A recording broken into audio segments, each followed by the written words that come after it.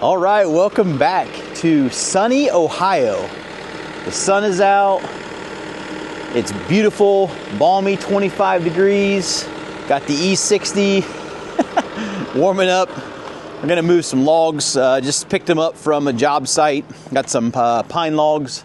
They are anywhere from like maybe, I don't know, 10 to 15 foot long, but we're gonna get them off the trailer and get them staged over by the barn for the sawmill so we can get those cut up at some point. Come along.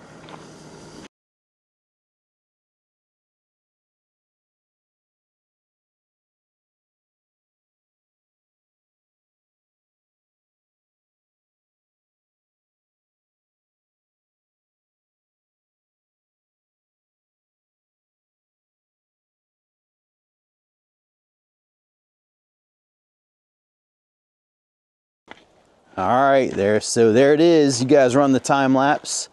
E60 did pretty good. I like this little machine. It's had a KX040 Kubota, and it wasn't quite strong enough. This is a good machine, 6 ton. But here's the logs, all stacked up. I think I'll do some cutting. I think when it gets a little bit nicer. I think this weekend, Saturday, Sunday.